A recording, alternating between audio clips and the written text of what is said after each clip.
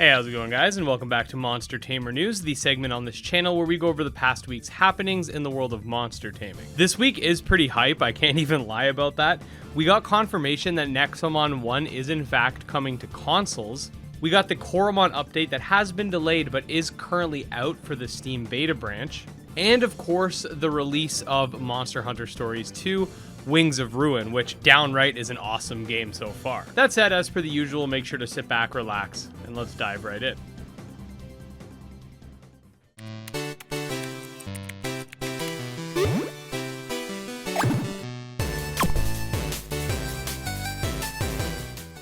Alright, so first things first, as I mentioned, Monster Hunter Stories 2 Wings of Ruin is out now for Nintendo Switch and Steam.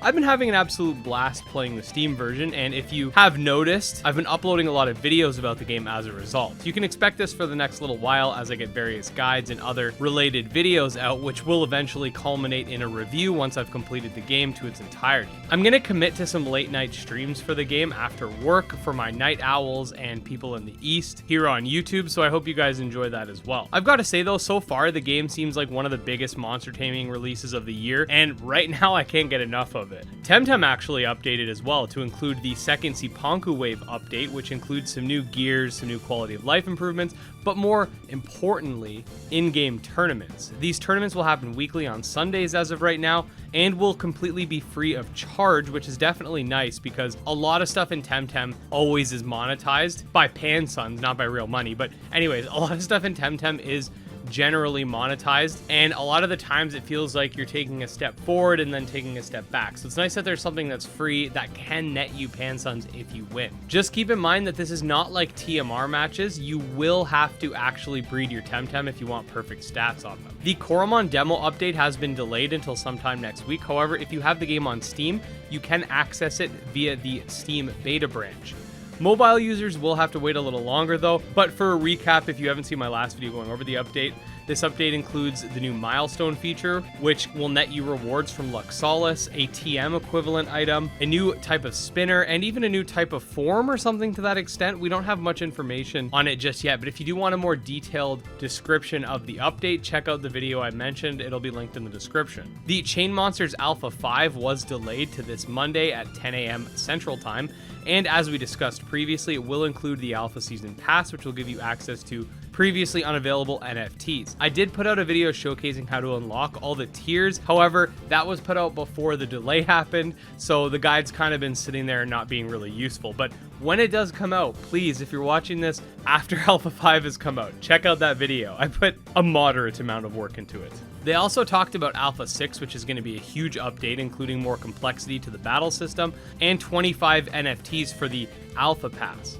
I did a video going over that as well. Again, links in the description. We got our first look at a full battle for New Town Needs Tamer, and the battle system's definitely interesting and something I've not seen. Basically, it seems like there's these randomized mini-game events that take place during combat, and seemingly being able to complete these games will either give you a boost or just allow your attack to execute. I'm not 100% sure from the footage, but you can definitely check out the full video, which will be linked in the description as well. I'm not entirely sure how I feel about this just yet. On one hand, it's definitely something that is new, but on the other hand, I'm not sure if it'll get repetitive. I mean, turn-based battles in general can be repetitive depending on how they play out, so I don't know, maybe it'll be pretty interesting. I'm curious to see more.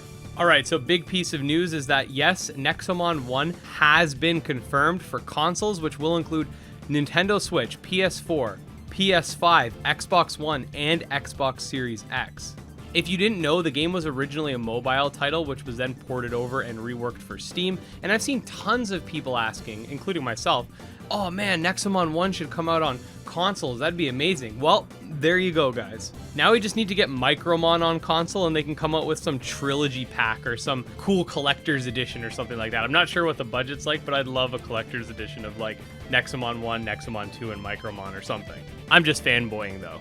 Okay, so before we jump into the Mon Month submissions for this week, we do have rapid fire news to get through, so let's bang them off real quick. So to start things off, the upcoming Monster Sanctuary update will include a better way to check buffs and debuffs by selecting them instead of seeing the giant list that you previously would. Here we can see the player dining with their blobs in Ova Magica. We got confirmation that Yokai Watch 1 is coming to mobile. Not 100% sure about localization though, don't think it's happening. The latest update for Ento Drive brought forth the instant action function, which is like a quick battle throwing you into the action instantly. We got a new short clip showcasing some battle skills for SMT5.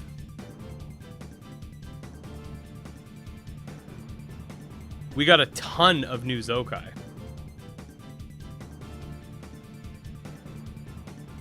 We got some more Sentius for Sky Climbers, including the sexy Shiba Inu Doge Sentius. We have a new soda-based Drugimon, a look at some new UI for Xenoscape, a new clip of door opening for Disc Creature's World, a new concept art for Lamball and Gremlins. This one's a really nice concept piece, by the way. And that Gym Leader Ed guy hit 15,000 subscribers, which is definitely awesome. Thank you guys so much for that. Alright, so the first round of Mon Month submissions, I've definitely got to say that Cran Time is killing it with some of these designs. First we have Coromon, which looks absolutely amazing from Digimon.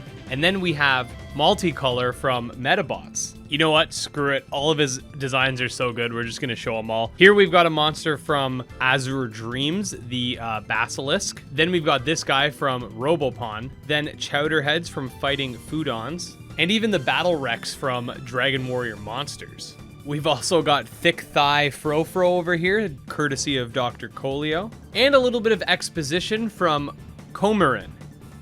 Dragon Warrior Monsters is one of my favorite series of all time. I remember really having to plan out on paper just exactly how to fuse some of the endgame mons. It was a lot of fun having to breed one certain mon with another specific mon just to get something that you wanted to fuse with something else. The payoff rewards were absolutely great, having to really work for it. The design of these mons is still great to me to this day. They also had an online tournament feature, which I felt was also superb. I fondly remember making it to the top 100 US rankings, maybe even the top 10 very briefly. Memory is a bit fuzzy. I had an idea for an even better team, but I'm disappointed to this day that they'll never eventually make it. So yeah, guys, as usual, if you want a chance for your stuff to be showcased, definitely check out the Mon Month Submissions channel in my Discord. And with that being said, if you did enjoy the video or are a fan of monster taming content, please make sure to like and subscribe. Check out some of those videos that I linked in the description for more information about some of the news that we discussed. And I will see you guys in the next one. Peace out.